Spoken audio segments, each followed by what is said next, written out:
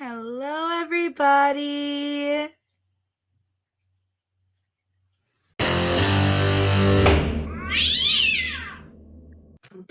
Number 1718, versus Anthony Isom, 23586 FH. Alex Jablowski from people. They don't see Mr. Mr. Cat. Good afternoon, Judge Slay. Bernard Burkett on behalf of Mr. Isom. And Mr. Isom, would you Mr. identify Isom, yourself? if you're driving, you better pull over right now. If it's what? Oh, geez. Mr. Burkett, we can recall your case when your client's not driving. Certainly, Your Honor. I'm not driving. You're currently not driving or you weren't driving? Choose your words wisely. I put in my drive. I was pulling in my driveway. Okay, Mr. Burkett? Yes, Your Honor. How are you today, Your Honor? Wow, thank you. How are you doing? I'm trying to make it. Your Honor, I filed this motion, and I filed a corrected one last week and notified the prosecutor where we're asking this court to dismiss this case and or grant an evidentiary hearing. Your Honor, after I received the answer to my motion to the prosecutor, I think this court can decide this case without an evidentiary hearing. Now, in our favor, my client, Ms. Isom, is charged with assaulting, resisting, obstructing a police officer, causing injury. Now, our defense to this, Your Honor, is this. We went through the regular channels to get all the discovery that the government had, and the prosecutor did give us everything except one videotape of the incident, but he did send us the videotape in the answer to this motion. But our position is it doesn't matter. It doesn't make any difference. Our first issue, Your Honor, is this. Sure, I'm done. I'm done. Oh, I'm sorry. May I go ahead? Go ahead. Yes. Mr. Burkett. Thank you. Your Honor, the police officer stopped my client for not having lights. They took him out of the car and they patted him down, searched him and put him through a sobriety test and all that. At some point, he broke away from them and ran. And as a result of him running and them searching for him, the officer is claiming an injury. And we take issues with all of that because we're saying that what they're asking for is not consistent with Michigan law. First of all, the assault that they're talking about, the only thing we have from the prosecutor is her report. Her report never mentions any type of assault that ever took place in this case. Never said that she was ever assaulted by this person. And as this court is well aware, an assault requires an offensive touching. That never happened in this case. He never touched her. He just broke and ran from her. That's a battery though, Mr. Burkett, not an assault, not a reasonable apprehension of an immediate battery. I'm sorry, Your Honor, I didn't hear you. So that, you just give me the definition for battery, not assault though. An assault, I'm sorry, an assault requires the offer, the threat to harm. He never did that. He never did any of the requirements that requires an assault. And the prosecutor never even argues that, Your Honor. And they admit, they so much as admit that. The other thing I want to bring to your thing, Your Honor, which I think is very important in this case, is that the officer claims while searching for him that she stepped into a pothole and injured herself. Well, we asked him if that is the case, then we need to see some documentation. As I put the records that they gave us for the documentation, Your Honor. Now, keep in mind, this happened in November. The documentation they gave us was for January when she went to the doctor. There's no history of this, she claims she injured her elbow. There's nothing to show the history of how she injured her elbow. It said that she injured her elbow. That's not sufficient. We are entitled to know, was that injury related to this case? And we simply said it's not. And Your Honor, and the most important thing about this whole incident is this, that in our paragraph, we stated that the officer at no point ever told my client that he was under arrest. They pulled him out the car, they searched him, they wanted to put handcuffs on him. He broke and ran. Now, the prosecution's position is, well, he should have known he was under arrest. No, Your Honor, there you're flirting with due process. He has an absolute right to know that he's been under arrest, or he kept asking, why are you putting handcuffs on me? She wouldn't tell him. She wouldn't tell him he's under arrest. At that point, he broke and ran. And we said that's not obstructive. And the case that I cited to you, Your Honor, is a case that's directly on point. So, People versus Moran, which was, I think I quoted in my brief to you, Your Honor, 491 Michigan 13. Decided by the Michigan Supreme Court. Case almost identical to this. The police tried to arrest this person. They went to his house, and he said, well, I'm not going to let you in. Slammed the door on them, and they was injured. And the police went back and said, we sent somebody downtown to get a search warrant to come in your house. And he said, well, you don't have it now, and slammed the door on them again. They said, well, that's obstruction of justice, obstruction. It went all the way to the Supreme Court, and the Supreme Court says, no, that's not obstruction of justice. That's an illegal arrest. You had no business doing that. Same thing here. They had no business stopping this man, putting handcuffs on him, and not telling him that he was under arrest or why he was under arrest. And our position is that doing all of that, they violated all of his rights, and that this court should either dismiss or quash the information, or suppress it, I'm sorry. Thank you, Your Honor. Judge, just for the record, we had sent Mr. Burkett notice of the entirety of the body camera right around the beginning of December. I included an excerpt from that because it was too big to email to the court, showing the 15 seconds or so that is directly at issue.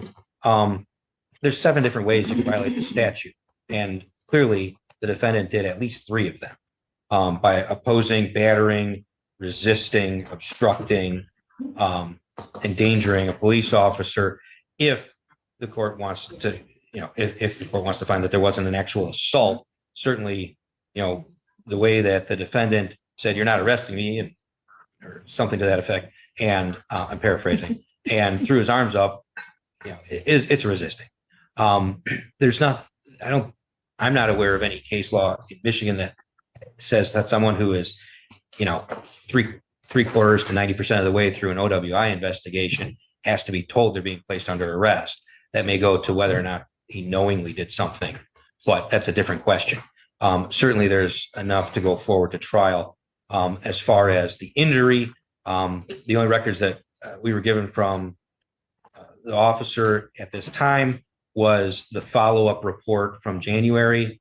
They asked for records showing, what any records she had, that's what she had available to her at the time.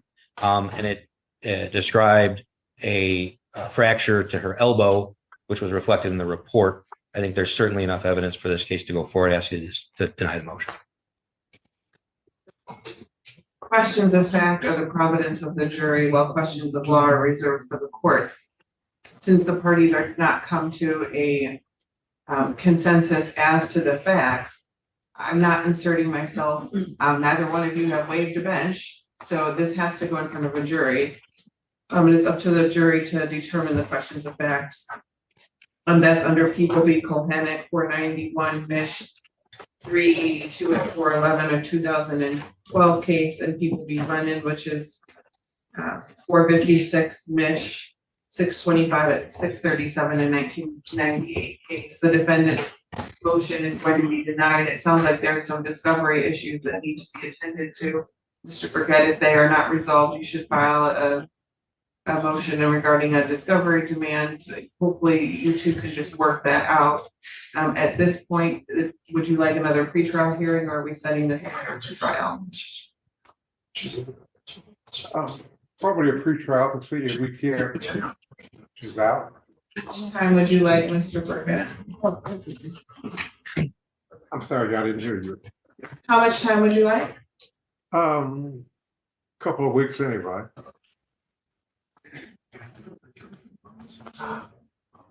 I'm trying to look at my calendar now, Yana.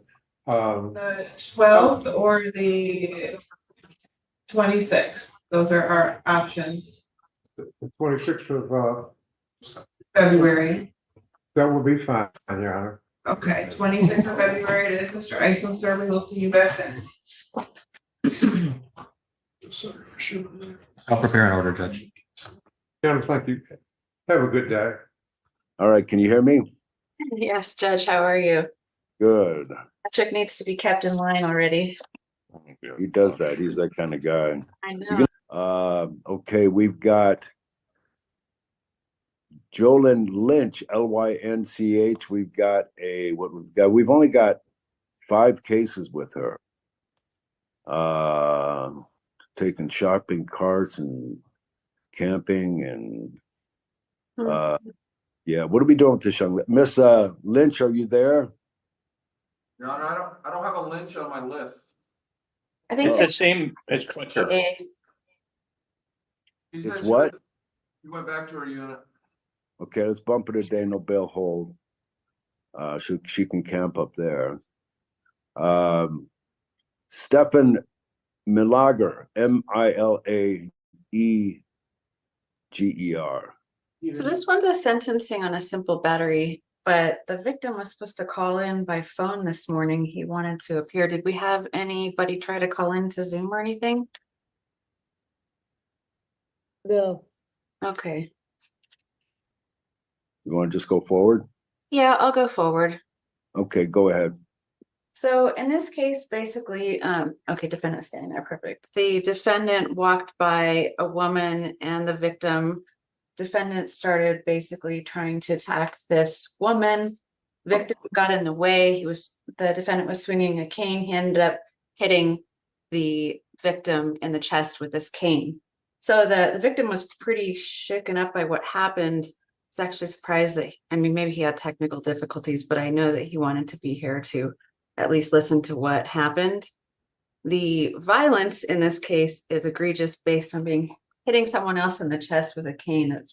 He's lucky that nothing else worse happened, but I'm going to be requesting 179 days suspended for 2 years on the condition that he stay away from Richard Callis, who's the victim in this case. I don't know what precipitated the underlying behavior. Maybe it was drugs, being that he was charged with drug paraphernalia and it looked like he had used recently. So I'm going to ask for no alcohol or drugs testing for 90 days from the date of the incident, which I believe just occurred a couple days ago. I'll double check on that date. And I think that's the extent of it, Your Honor. I was looking at his history, trying to figure out. What is it? So hang on, I went through it really quickly. I know that, one moment, I have to go back to it. Let's see. Bear with me, I just got to pull it back up. So I'm just gonna go through convictions, Your Honor, because I know that we can't consider other things for sentencing, but there's some probation violation. There is give me 1 second, because this is pulling up really poorly. One moment.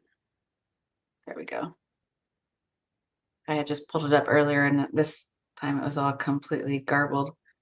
So failures to comply with previous probation. We have a destruction of property from 22.